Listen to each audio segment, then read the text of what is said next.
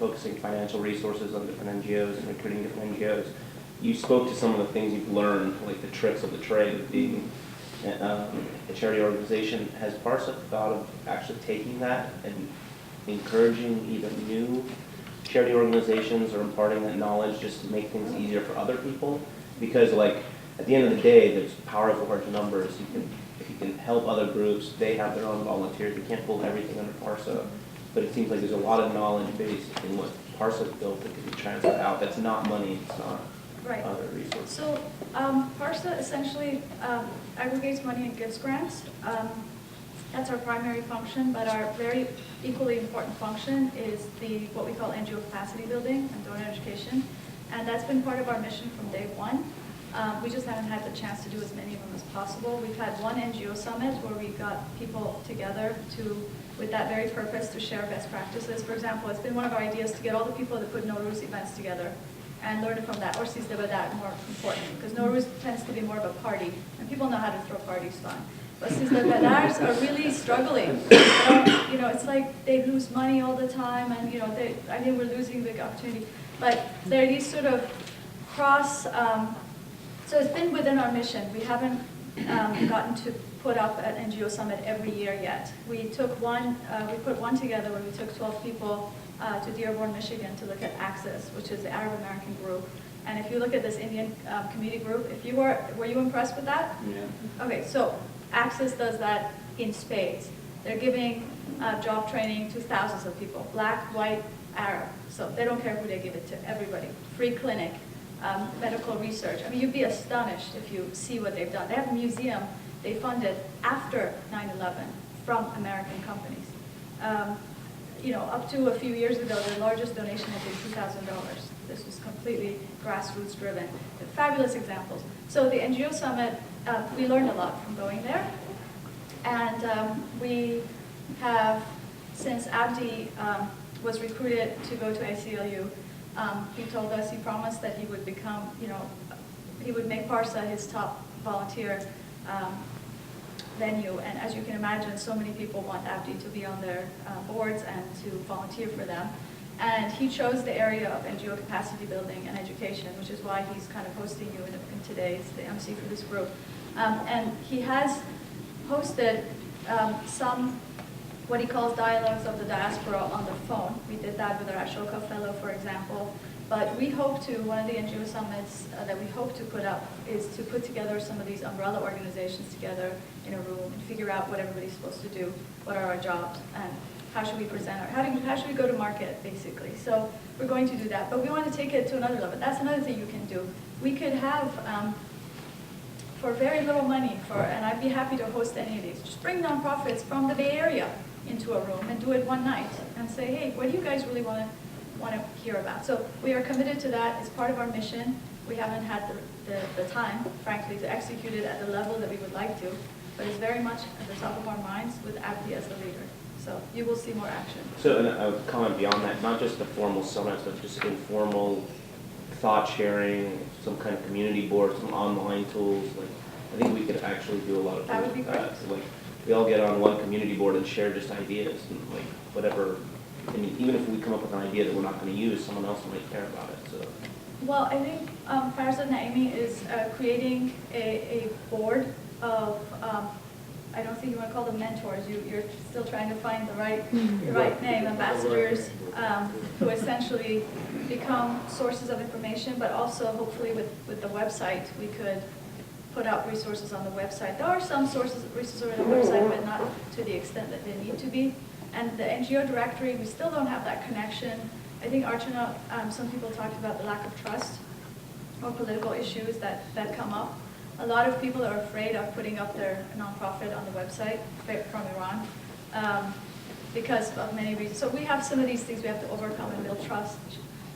Gail talked about building trust. So we still have to overcome those so that 2,000 nonprofits are willing to put up their names and say, these are our projects, this is what we need money for. Here's something you can pay for $5. Here's something we need $200,000 for. That's our dream. That's our vision. We hope we can get there. So do we have time for one more question? I think we do. And right here in front. Thank you very much, Nosheen. It's actually incredibly inspirational. I'm now coming on board with the Iran Heritage Foundation, which has for over a decade established itself as a very successful mover of this mission of preserving culture and Iranian studies and the cultural heritage of Iran. But I feel that I have much to learn from what PARSA is doing, and a lot of that I see even with a website that isn't as advanced as some of the other websites out there. The fact that there are bios for members of the board, of the staff, I think this, it brings a personal factor to the organization that I think people feel they can relate to and makes them want to be involved more.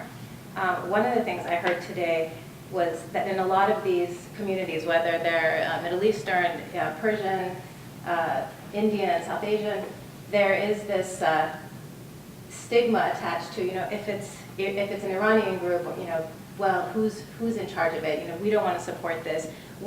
We look to what's established already and perhaps what's in the mainstream already, and it's something that we might all share. So on the one hand, we want to be a part of this community. On the other hand, is it the elite, the cream of the crop organization? So how do we give it that appeal so that we want to support it? And I think one of the things that IHF really sought to do was to become connected with the very top quality types of programs and conferences and activities in the UK. The easier thing was that it's a smaller area, it's easier to centralize people.